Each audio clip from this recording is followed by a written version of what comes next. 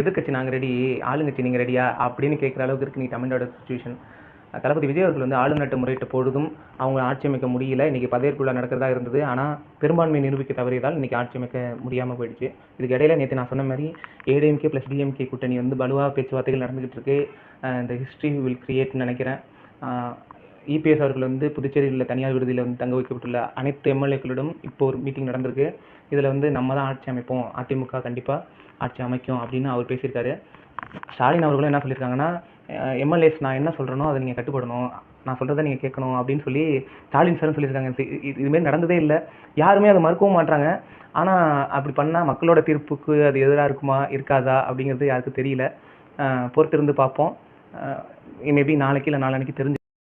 ஒருவேளை ஏடிஎம்கே டிஎம்கே கூட்டணி வச்சு தமிழ்நாட்டில் ஒரு ஆட்சியை கொண்டு வந்தாங்கன்னா அதை எப்படி சொல்லுவாங்கன்னா அதை இப்படி தான் சொல்லுவாங்க. அரசியல்ல இதெல்லாம் சாதாரணமாப்பா.